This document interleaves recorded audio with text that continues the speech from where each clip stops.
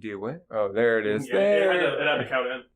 Oh, yeah, I did the whole metronome. Tick, tick, tick, tock, tick, tick, tick, tock. That's the one. Oh, boy. Oh, goodness.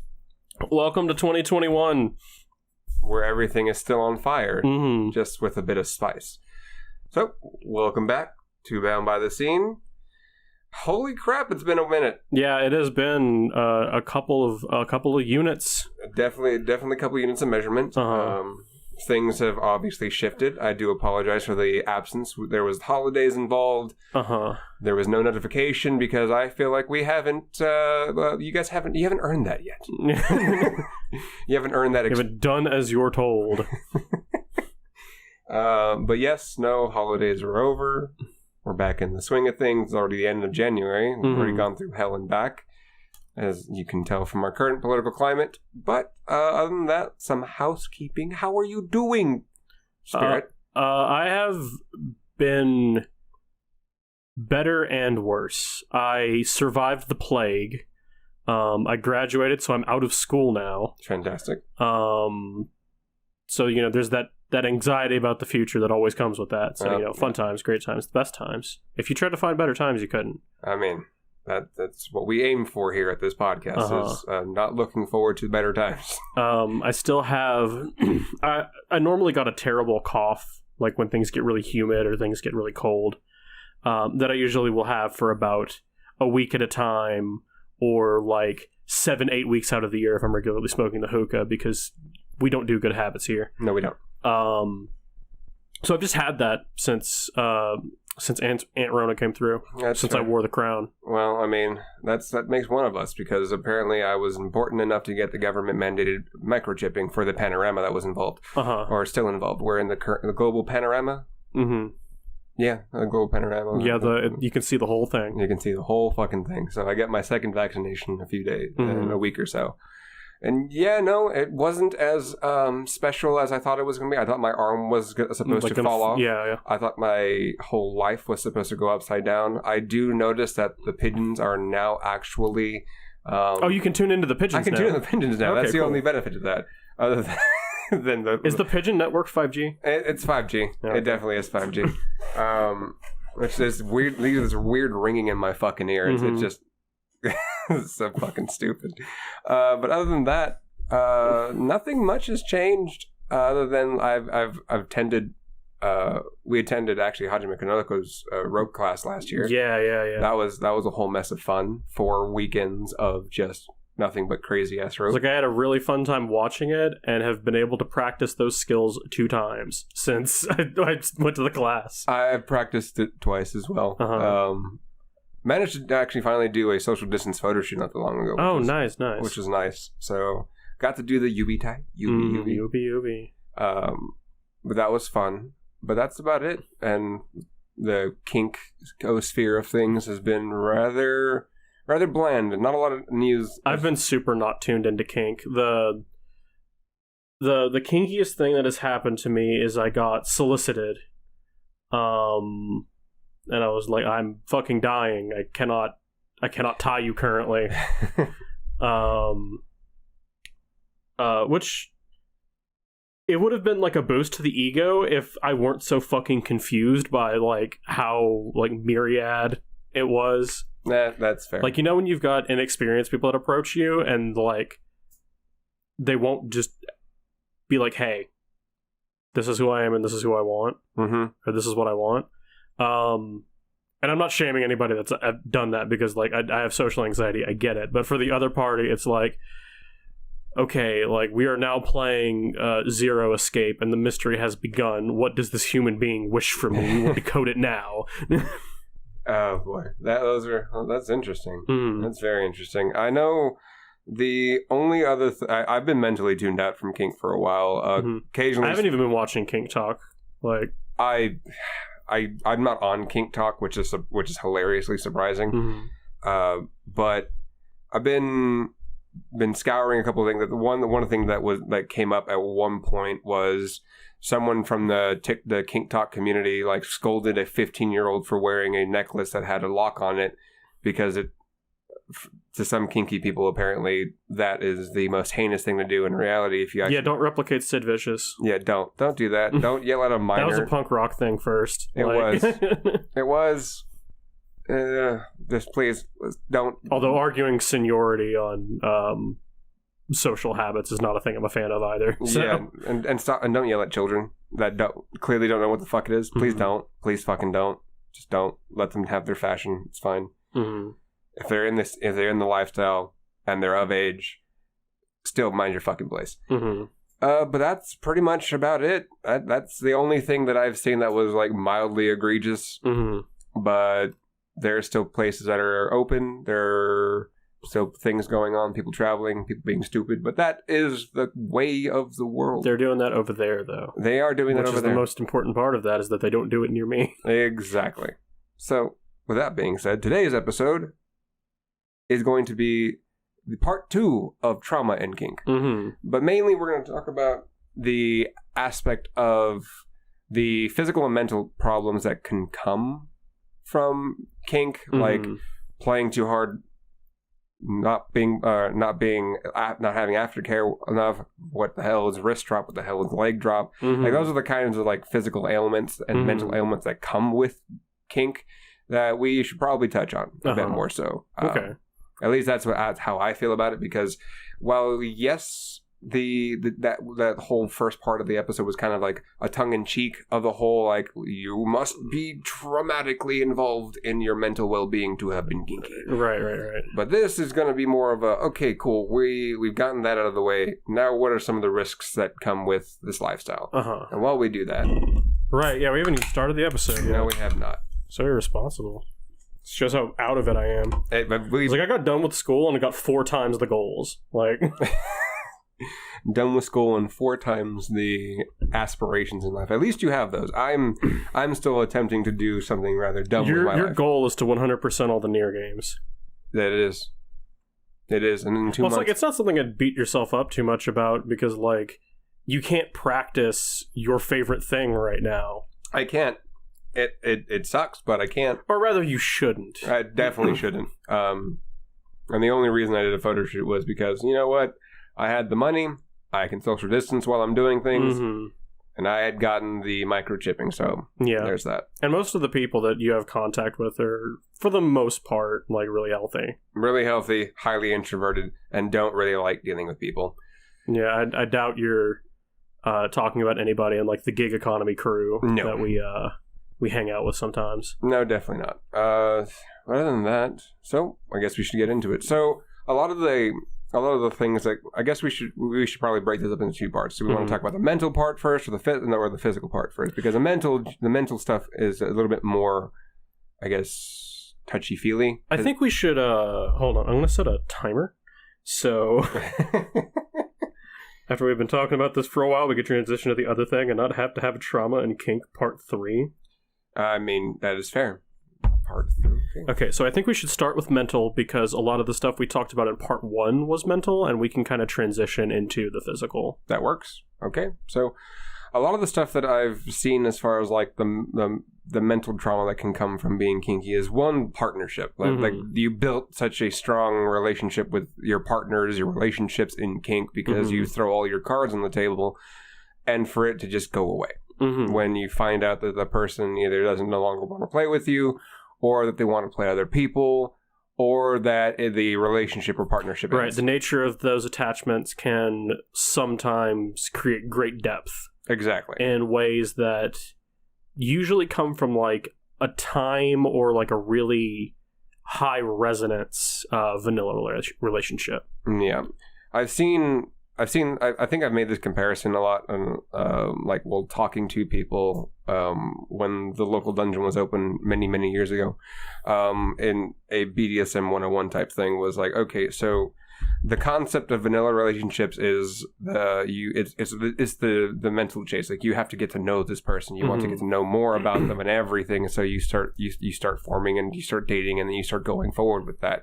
You go forward with the relationship with little to no information, and then you start finding things out as it goes along. Whereas with kink and partnership, some people like me and you tend to have, okay, here's here's the things I can offer, here's the things that I can't offer, here's the things that are limits, and here's the things that are absolute no-nos.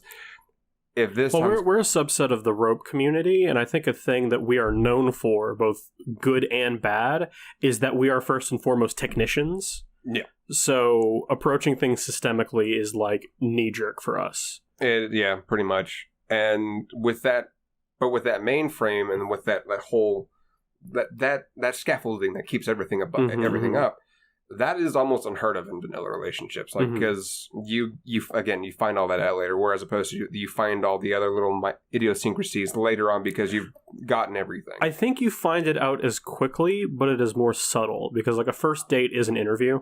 Usually. And it might also be up to how good you are at picking up on social cues and stuff like that. Because I've got a couple of friends that if me and them went on a date with the same person, I would hazard a guess that we would both come away with different levels of information depending on who we were with. Yeah. Who that person we were going with was. It also is probably a bit what type of questions were asked. Yeah. And that's going to depend on the personalities of the people, right? And like your social proficiency and whatnot. But I think what all of this comes down to is relationships gain depth and strength through novelty. And no matter what partner you're with, it is very unlikely that you're going to not experience at least something new. Yeah. Even if that new thing is only how they interact with you, or if you reach a new level of skill in whatever practice that you're doing, like all of those can be novel events that lead to that relationship gaining more meaning. And so what happens when that goes away? Usually, what was it, 5 stages of grief? It's 5. 5? Okay. Yeah, Kubler-Ross. Yeah, so typically it's I'm not going to go through all of them because But yeah, whenever you lose a very close relationship to you, it is the same sensation in your brain as somebody dying. Mm-hmm. Because it's the effect on the heart and the mind at the same time, which is effectively like losing somebody. And I think that should be treated as it should be treated as any type of thing that happens when you lose a relationship or you lose a partner. It's that you allow yourself to go through those stages in an attempt to move on, and attempt to brush the dirt off yourself and keep moving forward. If it's a standard breakup and all that jazz. But what happens when that turns into something that was like, oh, my partner is being called a sexual offender, and that just shatters your perception of the person? Yeah, there are ways to go about that. I've seen this happen, and that's a whole mess of shit to deal with. Especially, or like my partner was really good to me, but the way they treated other partners they were with is appalling and makes me not want to be with them anymore. So not only it's clearly a bad idea to stay in that relationship, but also, like, not only is that person, like, not in a relationship with you anymore, and you have to cope with being not with them, which was part of your routine, they're also garbage, and you look like you were complicit in it for a long time. Exactly. So that can be really painful. Yeah, and then having to rebuild your own namesake and rebuild your own reputation from that can be taxing, can be hard, and it leaves people to go. I think with enough time, that'll go away, but the hard part is going to be when you start meeting new people. And you have to keep running this mantra in your head of, pay attention to the details. Like, don't automatically apply this model that your trauma is trying to get you to do. And there's nuance in that too, because you do have better sensitivity towards detecting these things now. Yep. Or some people don't. Some people don't learn. And that in and of itself is also troubling, because if you don't learn the first time, you're probably not going to learn the second time, and so on and so forth. The other form of mental stuff that comes up with kink is playing, the aftercare. The aftercare is another really important part, because a lot of the times, like with me, you have to negotiate it with me, because physical touch for me is something that really icks me out a lot of the time, and that is something that you have to talk method during a negotiation. Exactly. And some people come away from that with getting sub drop, and sub drop is a form of mental trauma. It's like you all your serotonin and dopamine levels just shot down, and you're going through a form of depression, if you will, and not getting the proper aftercare can be really painful for someone to go through, and a lot of the times having to work through that and work through what they're feeling and what they should ask next time, or even during that sub drop after the scene or weeks later, is something that should also get checked into, because I think the 1 to 2 times that I've ever experienced top drop, it's usually lethargy for me and apathy, and it's just like, I don't want to do anything today. But if left unchecked, it can lead to like, okay, I'm not feeling so hot mentally, and it starts spiraling further and further down if it's left unchecked. A lot of the times with that, it's being a lot more communicative. Holy shit, words are hard. And finding ways to be a little bit more, to have that conversation a lot easier. Tiptoeing around it doesn't really help, at least as far as what I've seen. There is a couple of the things, like losing a dom and sub losing connectivity. That's another big one that can be traumatizing in and of itself, because you've given up servitude to this person. You've given a routine, and once that routine is gone, how do you work through that if you can? Because you'll never find that dom you'll never find a dom like the person that you were with, especially if it's your first. Yeah, and especially if it was something novel. Exactly. And I think a lot of people have the habit of chasing or like finding a replacement for that. But that is like, the kink experience is so individualistic that finding something close enough to where your brain goes, it's the same thing, is difficult to impossible. Usually you can settle for having enough of the same thing in common to where like it's recognizable enough to give you like the nostalgia buzz of like a good memory is being activated, but novel enough to where you can freely associate it with this new person. Like, that's the best case scenario. That is the best case scenario. Worst case scenario, you end up just going through people. Just going through people left and right. And even that's another form of like trying to cope with the fact that you can't get the exact same thing from any different person when there's like 20 to 30 people that are dominant, that you're just like, no, I don't want this person. But like, I get it. I understand the sensation and the like what happens in your brain, because when you remember like half of a lyric to a song, but it's not enough to look it up, and you're like, what's the fucking song called? And then you're sitting there days to weeks to months just trying to like get like even another sentence out of that song out of your head so you can look it up. And then you never do until when they, like, some random person like, oh, this is a cool song. You're like, what the hell is the name of that? But yeah, when I think about how it is to interact with partners, I think a strong thing to keep in mind as far as like how you practice is that you can break people's traits into like qualities, and being able to put those into different areas can kind of be one of the skills of coping with something. Like, let's say you had an abusive dom, you can separate his practices from himself, and that'll be like, that won't fix anything. It's going to take a long time, but that's like the wedge you need to split the firewood, as it were. It still needs a lot of work to get it done, but you can start to go, okay,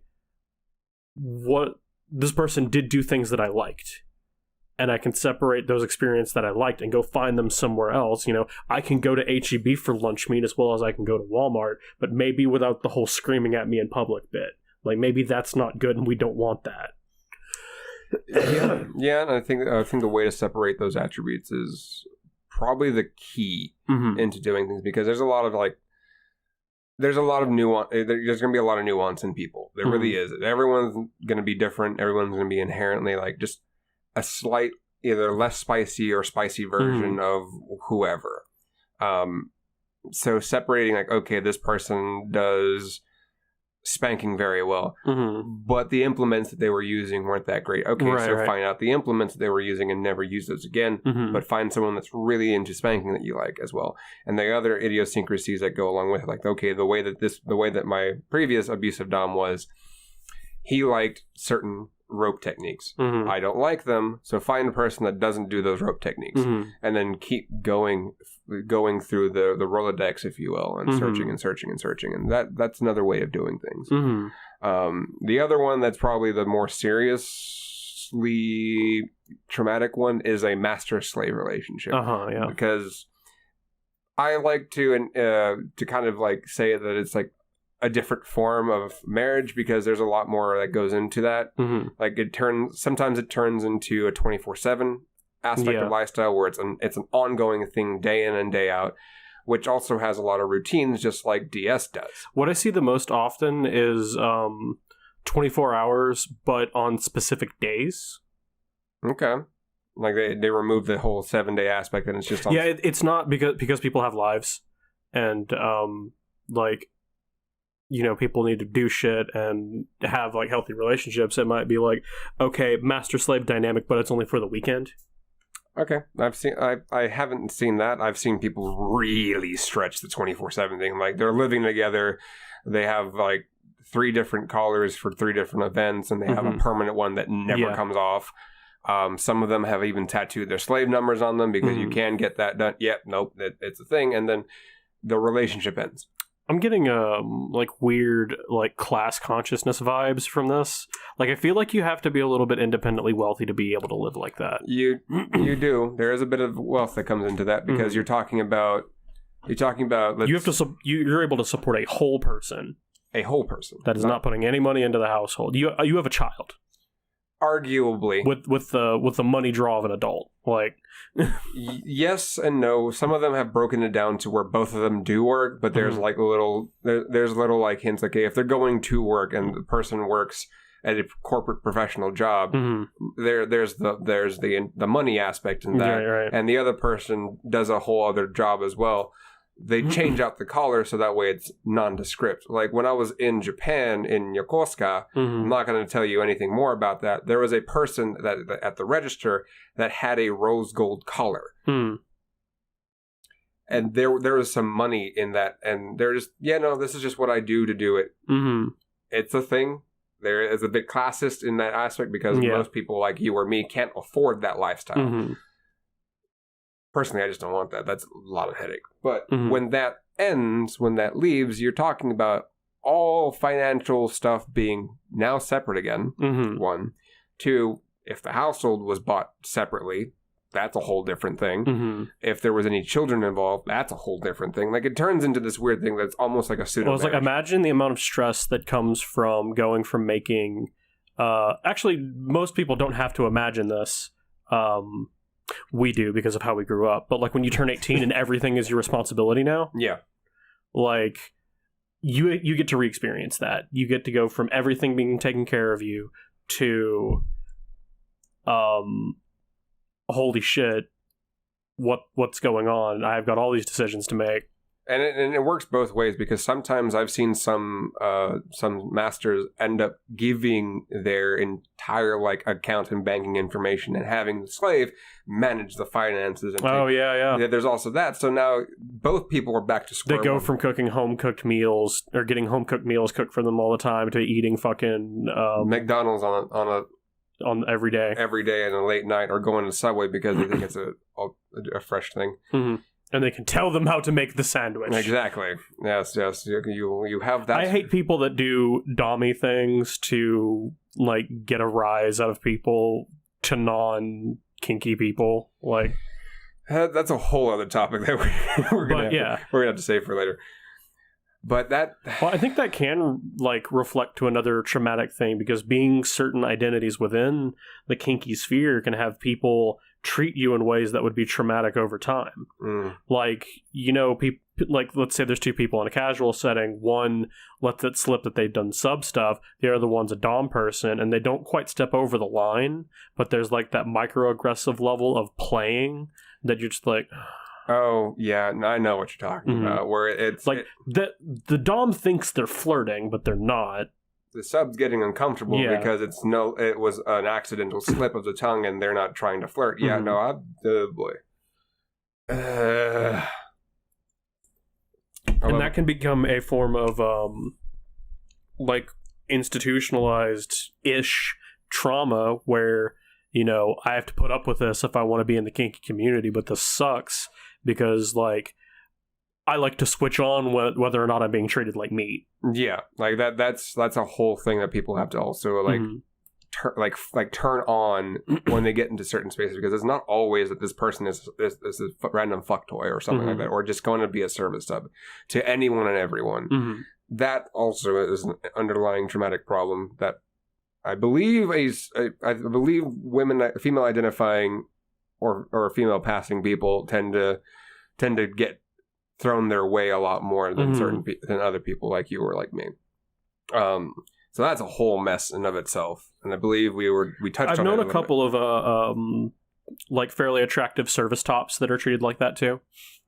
Nope, that's a whole thing I completely forgot of. Oh yeah, there's a concept that we use, or that was used for me when I was service topping, was merry-go-round top. That is by far one of the easiest ways to get burnt the fuck out from doing what you love. Yeah. Is it good practice? Sure. But I didn't realize never again.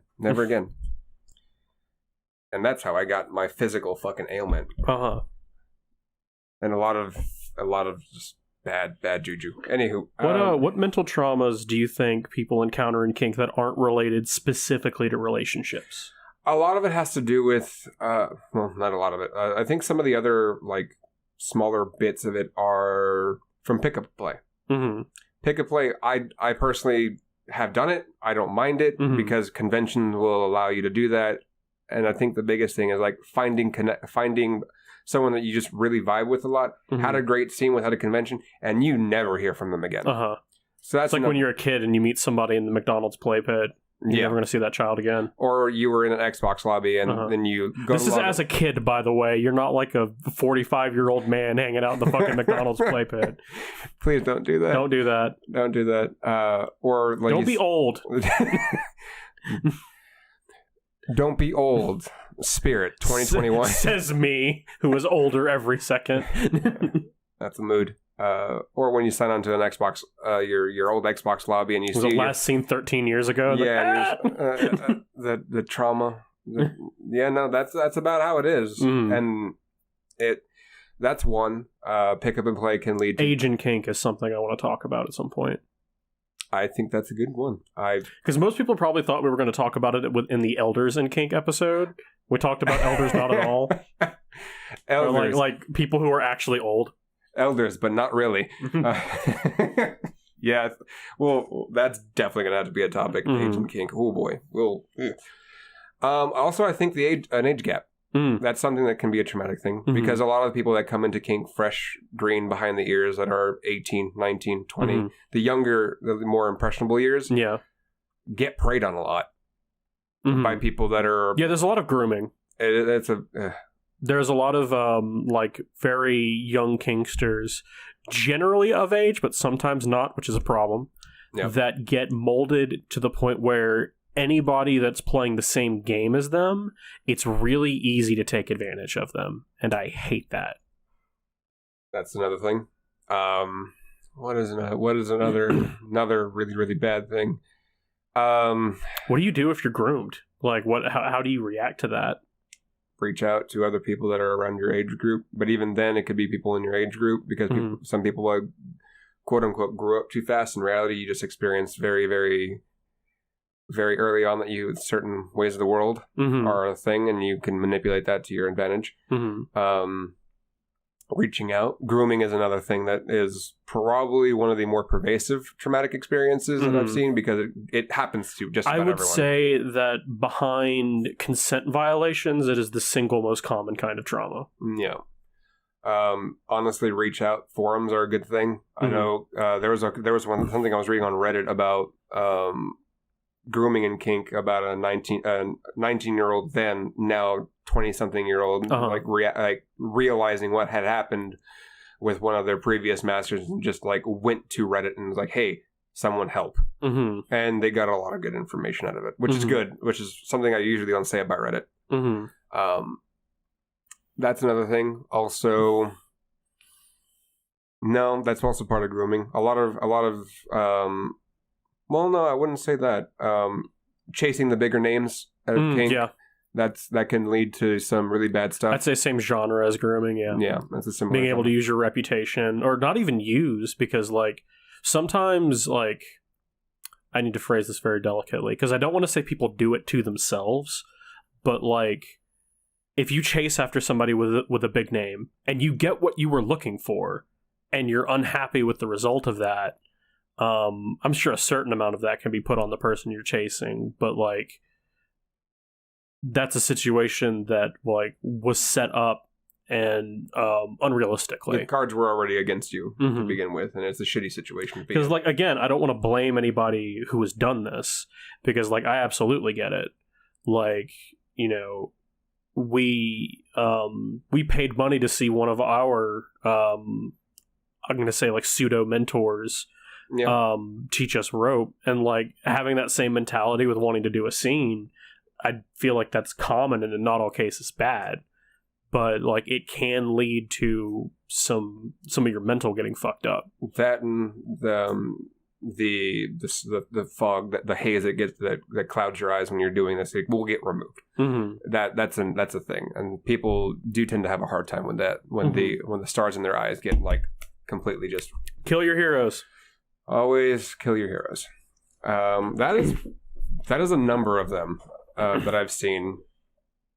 A lot of the other ones tend to be like when you go to conventions and you play really, really hard the entire time, and you don't know how to bounce back from that.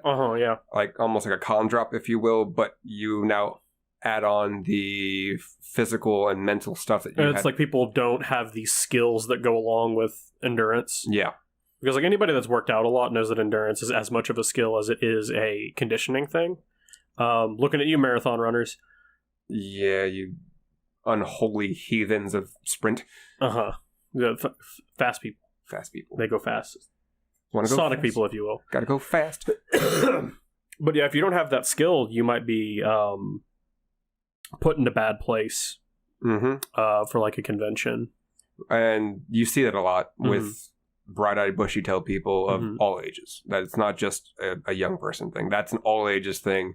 You've seen it happen to people 45, 50, just as well as it happens to people that are in the 20s and in their 19 and 18 years. Let's talk about an invisible kind of trauma. Let's talk about isolation in kink. Like, I know we've had an episode about it, but I think it can be traumatizing to, like, let's say that you're with a group and this group condones something that you're not into. Maybe they support a bad name. Maybe there's a member in there that is offended and the group didn't outcast them, and you go, okay, I can't be with this group anymore. But they hang out at all the major places, like they've got hands in all of the contacts, so I have to be by myself. And then you are isolated and alone. Things are terrible, right? You can't go to certain places, you can't go to certain events because they will always be there. Yeah, no, that's a real thing. Matter of fact, a friend of mine that was experiencing that in their local community, and it was bad. And that's a kind of mental trauma, to be effectively outcast because you wanted to be a good person. And then you have to tiptoe around everything just so that you're not made to be the bad person. And it turns into this very, very weird sort of social scenarios that you just can't escape from unless you go to a different community in a different city. And sometimes for people like us, that's 3 hours away, hundreds of miles away. And that is not a good thing. Well, luckily for our group, like, the kink community seems to be made of like 7 or 8 different smaller circles that come together. So you can kind of move into those other circles. But if you're not in a city this big, you'll still have a problem, right? Right, you will. And even places as big as like Houston, everyone has their toes dipped into everything. You will see intermingling within the communities. With the rigor, Houston is a very giant small town. Yeah. And you will come across people that you may have had bad blood with, and then you have to do the whole like, oh, hi, I'm gonna go to the bathroom, and then leave the entire thing after you've dropped like $50 to get in. Yeah, and then you're left feeling like shit. Like my biggest priority with things like that is I need a new crew. I need a new group. It was the hardest part of moving to San Antonio and why I hung out with some people that I don't really talk to anymore. Yeah. Because I needed a crew to be able to function, and then gradually upgraded the people I was around until I'm around like talented and compassionate people rather than shitheads who do nothing but like drugs and nothing else. I don't care if you do drugs. You just have to do other shit too. You just have to be more than what drugs lead you as a personality trait. Life is not Monster Hunter and weed. It's Monster Hunter, weed, and streaming. Monster Hunter, weed, streaming, and the occasional editing audio software. Yeah. God damn it. Or being just slightly functional that doesn't decay your brain. Mm-hmm. No, that's as someone that has generally has a policy that if I sense that if I'm being toxic or if I sense other people being toxic and nothing is changing, I will yeet myself from the situation. Yeah, but you have an advantage there where, like you said, it was a sense, which means it comes from your experience. And we're talking to people who might not have experience. And that comes... So what do they do? Honestly, that comes with I don't know, I'm going to hate saying this. This sounds so bad. Well, if it sounds bad, it's probably because it's wrong. because it is wrong. It is wrong because this is what I did. I got burnt. So this is your method. This is my method that burned me occasionally because it's like, oh, I'm going to yeet myself and not deal with my problems. Right. And then it turned into, oh, I now have mental baggage that I need to sort through and check. Yeah. So it's not a good, healthy thing to do for anybody. And honestly, for someone to get to that point, you need to be hurt really bad or hurt people really bad to understand that is a shitty situation you put yourself and everybody else in. If you don't want to do that, research. Go onto Reddit, look at the people that are asking for help and see what's in the comments. If it's something that you can mesh with, by all means, look further into it. Always try to find something. I think storytelling as a method really helps out here. Like, I think it's a subset of research, but like when you have people you can talk to, like ask them about their experiences. Like if you're kinky enough, they'll just tell you. It'll just come out of nowhere because kinky people love talking. And stories. And stories, yeah. Case in point, me. But like listen to what they tell you, especially in the things that go wrong. Because like as soon as you start getting closer with people, they'll start telling you like when they were burned before, and you can really pay attention to like in most stories there's like, and I knew something went wrong when. So like you can listen for those and pick up on what might be the cues, and like finding the right one of those may save your life. So like, you know, like listen to these people when they're talking to you. And also there's a really good thing. It's like they'll tell you the story from their perception and then they'll switch over. Well, this is how the other person was feeling about it, and that's where the problem was coming in. It's like there was a disconnect between me. Like if you hear someone actually openly admit someone else's perspective in that, that's something you may want to take away from that as well, because they're able to disassociate their own personal feelings and get someone else's perspective on it. Or talk to the person that the problem was. And abusive people also tell stories in very specific ways. Yep. Like if you learn about the abuse cycle and the kinds of abuse and like the antisocial or narcissistic tendencies of abusers, and you know what those are, you can find those in like Google searches. You can wait for those to pop up in the stories that they're telling. Like if nothing is ever their fault, everything makes them look good. The focus is always on them, or like if it's on somebody else, it's not just about that person's desirable, like this makes you a goal attributes. Like all of these are factors that like you can listen to and maybe give you a leg up on not getting this sort of mental trauma that can happen to you if, you know, the dice go wrong for you. Yeah. Definitely do some research on narcissistic personality disorder, any of those, because those are telltale signs of people you just want to stay away from. And that is a good segue into the physical part of how things can turn sideways.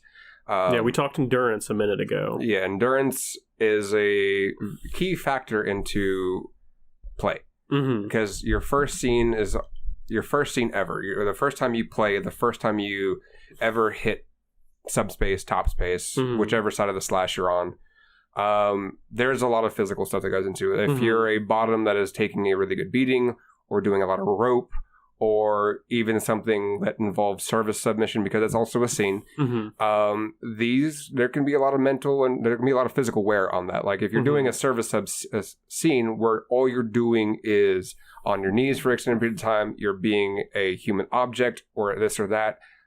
Your posture is being forced with like a posture collar. Yeah, you might not know that you can hurt your knees. You might not know what a dislocated shoulder feels like. Because if it's never happened to you. Yeah, and that's something that sometimes you may not actually notice it. If it happens slowly, like it won't hurt as much as you think it is going to. Yeah. Because like whenever we see it happen in movies, it's in like fight scenes and somebody like pops somebody's shoulders out and you're like, much big painful. But if it happens over the course of like 45 minutes while you're getting tied, there's too much tension on your arm and it just pops out. And you're just like, that was weird. It was like, well, that was uncomfortable, but everything's uncomfortable right now. Yeah. So there's a lot of different things that happen during different scenes. Like we can start from the first part, which is a lot of this, I guess the blunt force trauma that most of us deal with. I guess if we're doing like rough body and all that. So can impact stuff? All impact stuff. We can start changing that up to like from floggers and paddles to hands and fists to sharp stuff like canes and whips and stuff that breaks skin. And then move on to like rope that can like. When you said canes, I thought of the restaurant. Canes. Now I want chicken. I do too. Fuck. 7:55. We got time. We can get chicken. Yeah, we can. That's so a lot of the stuff that is not really told to us when we're getting into like kink is how much physical toll it will take on you after a scene. You usually have somebody, was one of these people that's bright-eyed, bushy-tailed that came in and then asked for all of the beatings. I got all of the beatings, and over the next course of weeks while I was healing, I didn't realize that, oh shit, this actually fucking does a lot of internal damage. If you get hit certain places, it will feel like you got a fucking truck ran over your ass. Or if you hit a certain way on someone's hips, you can pop something out of a socket. I had a lot of this when I was learning to fight, but a lot more when I started doing kinky stuff is like you have to really learn what hurts somebody and what doesn't. I'll give you a fighting example and a non-fighting example of this. I was in a brawl at a bar because of course, and like I got just a really solid hit and it was a knockout. And in the moment I was like, great, I'm an action movie star. And then they fell over and I heard a crack on the ground and I was like, oh shit. That's their skull on the concrete. And like luckily it wasn't more than just like a hard tap. They had ended up hitting their forehead, thank goodness, because that is the hardest part of your head. But it was like I had not considered that, that this could turn into something more dangerous than exactly where I wanted it. Because I wanted them to stop doing what they were doing. Yeah. But I did not want to kill them, which is bad. Or like even put them in the hospital. But an example from like kink play is like in learning to fight, I got Kung Fu grip. And you don't realize how strong that can be when you're using it on a person, because you're like, the goal here is to hold them down like they asked you to. But I was putting pressure on like their waist and they were like, we need to stop. And I was like, cool, okay. And then like there like just 10 big bruises where my hands were holding. I'm like, oh, that's not good. Yeah. I didn't realize I was doing that. Yeah, there's a couple of other things. Like there was a scene that I overheard that happened at a convention that where the bottom got hit in the face with a Bible. Well, that was what was requested. Correct. Obviously. Well, the top that was doing it hit on the TMJ. Oh no. So now this person can't open their jaw very well. Like forever? It's almost forever. Like, they have very, very limited range of open... That is awful. All because of a scene. Because the person didn't realize that you're not supposed to hit at the jawbone line. Right. Actually, at there. You're supposed to hit at the cheek. You hit where all the meat is. You hit where the meat is. But there are these, like, little rules you learn about, like, hurting people or how to get hurt. This is important for the subs out there, too, because if you've got an inexperienced dom, you, like... telling them things may be the difference between you getting permanently hurt and not. Shouldn't be your responsibility, but like if the factor is am going to get traumatized or I'm not going to get traumatized, probably pick the second one. Like yeah, there's a lot of nuances. Like one of the biggest things that someone will eventually teach you if you want to learn how to use floggers is never hit where the kidneys are. Yeah. That's pretty standard, pretty appropriate. But you think to yourself, I can't hit hard enough with a pair of floggers to rupture someone's kidney. That is incorrect. That is very incorrect. Fun fact, when you're choking somebody, do you know how much PSI it takes to crush a can of Coke? It takes 140 PSI, which is easy to do with your hand. Right. It takes 40 or I think it's 20 or 40 to crush someone's throat. That puts things into perspective for people. Yeah. And you start understanding just how frail, but also how durable the body is, because as someone that does hook suspension, I wrestle with the fact that my skin is highly elastic, but if it's not done properly, that hook will rip out of my body. And we start understanding the how suspension works with that. When we use rope, doing something as mundane as putting your arms behind your back, that is not a normal position for the body to be in. That isn't. So when you tie somebody that is in this box tie position, you're putting strain on the shoulders, on the elbows, and when you start wrapping, there's the radial nerve, there's the ulnar nerve, that if you compress that too much over time, you get what's called wrist drop. Means the nerves in the hand go completely dead for a while. Sometimes it's reversible. Other time, if you're lucky, it's reversible. If you're not lucky, that is a permanent damage that you now have to deal with. A lot of bottoms can report on that. Yeah. A lot of big name rigger bottoms will actually have previous injuries that have hopefully got worked out, or they don't. Leg drop is another thing that you can do, because there's similar nerves that run down both legs that you can cause issues with. Yeah, and for that stuff, just communicate, like over-communicate. Yeah. Communication is sexy. Communication is probably one of the best things in the world. Like, I will never have a, outside of, like, a pet play with no, like, current ties going on, I will probably never have a silence mandate in anything that I do. That's probably for the best, honestly. That is a very, very solid thing to do. Then there may be some people's kink, so I can't say don't do it. But like, know the risk that creates. Also, one of the biggest risks that I actually like talking about a lot is the whole choking debate. Like, you don't choke on someone's throat, you do a blood choke. I love that debate, because that debate leads into a really interesting like talking point. Because what if because sometimes the person just wants to be knocked out, right? Right. But there's a problem with the blood choking method, only because I know a few people that can't pass out from it. And what that causes, it causes pressure on both the jugular and the carotid to form in the brain, which happens, they get petechial hemorrhaging all up on the face. So they get bright red speckles on their face, but they don't pass out. And that causes a problem, because when that happens, that can cause an aneurysm. Yeah. We don't want if you that. Already have a history, then that's probably something you shouldn't do. And if you have a history of that, or if also you aren't eating healthy, because bad cholesterol can cause a blockage. There's a lot of things that we... Smad cholesterol, man. What else is there? With rope, there's a couple things we didn't touch on. The fact that we can it's easy to dislocate. I think we actually did talk about that. But if you're tying around someone's chest, how easy it is for the ribs to pop. Yep. Or what's another thing? Hanging somebody upside down, how quick blood rushes to their head and they can knock out. Or if a person has trouble breathing naturally, compressing their chest, don't do that. They will knock out instantly. Not only their chest, but also their stomach. That also the diaphragm. That's a big thing. And it's my second favorite organ. The diaphragm. I got a weird flashback for that one. But there's another one with caning and whipping. You break skin. Don't hit a bone. Somebody tried to cane me once upon a time, and I think they were doing my belly.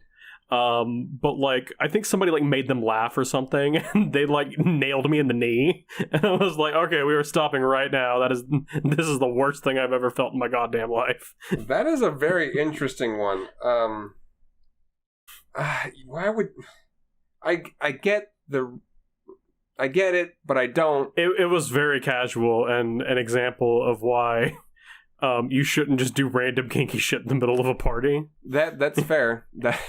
Except for maybe public whippings, but like this was not a conventional form of that. That is fair. But I've got a lot of dysmorphia about my stomach, so sometimes I let people hit it. That's fair. That is fair. I think the biggest thing with like breaking skin and then going into into like bloodborne pathogen area is the way things transfer so easily, especially now during the time when pandemic is panorama. Sorry, not pandemic. Is a thing that we have to understand. Then you start getting into edge play. Yeah. And that's a whole bag of worms that takes, that will take probably an entire episode to discuss. Edge play has an odd problem when it comes to trauma, because usually the incident that makes you interested in the edge play is not a negotiated kinky thing. That's fair. That's when you get into CNC. Consent or non-consent for those that are wondering what that was.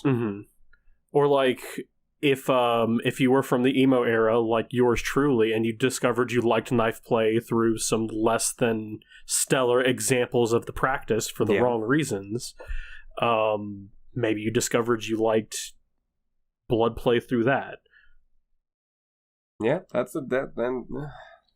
then you get into scalpels, and then it turns into a bigger mess. Just do me a favor. I would rather somebody use a scalpel than anything else. Well, I would rather too. Just if you're going to be doing that, understand and just do me this one solid favor. Never do it on the ground with dirt. Have a place that you can do this, like if you were doing. Catch me doing blood play at Burning Man. I would rather you didn't. I would rather you did it. No, just don't do that. All right, give me a second. No. God damn it, no. Because I'm trying to think of other physical ailments that you What get. do you think is the most common? Most common? With us, wrist drop. With us, yeah, but for like random kinky people. Random kinky people is not maintaining their bruises very well. How do you maintain a bruise? Some people like working it out. Some people like trying to break it up. Don't do that. Let it heal. Use cold packs, warm packs. That's about it. If you see your bruise start traveling, be worried. That's the biggest one. That means you have skin sharks. Skin sharks, no. But yeah, no, that's the biggest one because a lot of us in the kinky lifestyle love to show people our big fucking bruises. There's a number of photos that I've seen on FetLife where it's just... I had a friend. Okay. Who would always slap my bruises. That's the thing. They thought it was hilarious. And it was, but it was not good for me. No, usually not. And allow your body to heal from that before you go jump into another scene. Yeah. That's the only thing I'm going to have to say about maintaining. If you trust a partner enough to not hit the bruises, that's one thing, but that is a supreme level of like, I think that's like partner level. Yeah, trust. That it typically is because you're not going to expect somebody that you play with. Well, because if you give like maso doms like just a button they can press to hurt you, they're going to do it. Like 10 out of 10 times they will. Yeah. And that's my only key advice for that is to just let it heal. Let your body heal before you get into a whole other. Learn how long it takes you to heal. Yep, that's a big one. It is not the same for everybody. Nope. You can be healthy as a marathon runner and it takes you a month to heal from a bruise. That's the thing. You could be like me, unhealthy, drinking energy drinks all the damn time, and it takes you a week to heal. Those are things that we need to take into consideration. And yeah, that's probably the biggest one, is allowing the bruises actually time to heal as opposed to just jumping right into a scene next weekend. But now during COVID, everybody is probably on hiatus from playing. Probably. Hopefully. Didn't you get an injury from tying too much? Yes, I did. Yeah. I ended up with tendonitis during a performance, in mid-performance. That wasn't a good thing. The idea was I was supposed to let myself heal and actually get therapy for it. Yeah, no, I didn't do that. And now it's worse. Now it's worse. But yeah, like, for you doms out there too, like, letting yourself heal is a thing. using proper technique is a thing. I saw somebody sprain their wrist from bad spanking etiquette. Has to be really bad spanking etiquette. Mm-hmm. Did they throw their entire wrist into it? No, they were doing it for hours. Oh, that'll do it. And they misaimed at one point, and I don't know exactly how they did it, but that wrist was definitely strained. I was like, yeah, but somebody give this man a fucking ice pack. Like, yeah. I get the feeling it's because he was used to using paddles and not used to barehanding. That can definitely... But a lot of the other people in the group were, like, really used to barehanding. Yeah, that I can see where that have changed a lot. Yeah, no, that definitely makes a lot of sense. Like I was definitely one of the people that was influencing that, like, not egging him on, but, like, being really proud of, like, the barehanding stuff, because I like it when my hand goes numb, but I know the difference between my hand went numb because I hit something really hard and my hand is numb because there is a problem. Like, they feel different. Significantly. Like, one feels like warm static, and the other one feels like electricity. Like, that's the best way I know how to describe the sensation. We want warm static, not electricity. Mm-hmm. That means your nerve endings are on fire. Yeah. And they're screaming at you. I think that just about covers everything as far as physical ailments is concerned, because you can get any type of physical ailment just from playing. You can throw out your back, you can throw out your neck, you can get it, your neck can twist a different way and get that twinge. I woke up with that's why I've been moving my neck so much. I woke up with a fucking crick in my neck, and I want to kill the planet. Like, I'm not pleased. It's okay. I got injured by apparently kicking really hard with my left foot the edge of my bed frame, and it's fucked my foot up. Don't do that. I'm solid wood too, so yeah, I have to deal with that. You ever met somebody that, like, they tried to knee something but didn't know how to kick with their knee, so they really hurt themselves? I have seen that a lot when I was a kid in the playing field. You just like, what are you doing? You're not throwing your weight into the kick with your knee, so you're stumbling on yourself. That'll do it. Yep. I think that just about covers everything on both ends of the spectrum. That was a good solid one. I do want to thank everybody for allowing us to have our break, allowing us to do the things that we need to make this podcast happen. So nice that you're thanking them for shit we were going to do anyway. That's fair. It's that parasocial relationship that you have to maintain. I only have one of them. That's fair. I don't have a pair of them yet. That's fair. Don't forget to follow on all platforms. We are now actually blue checkmarked on Pornhub, so we can maintain our videos and not get them deleted. Yeah. Like, fuck. Follow us on YouTube. Follow us on all of the podcasting places like Spotify, Apple Podcast, or Google Podcast, whichever one you prefer. I want to thank you guys from the bottom of our hearts. Oh yeah, we have one more exiting thing to do. Yes, we do.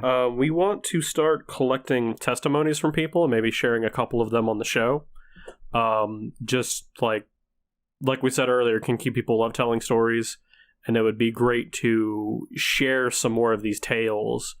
We'll pick the ones that'll be useful for our discussions and whatnot, and if they're just good, we'll tell them.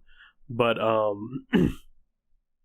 part of this podcast is to connect with people, because it's pretty hard to, like, teach people anything if you can't connect with them. So we do want to hear from you.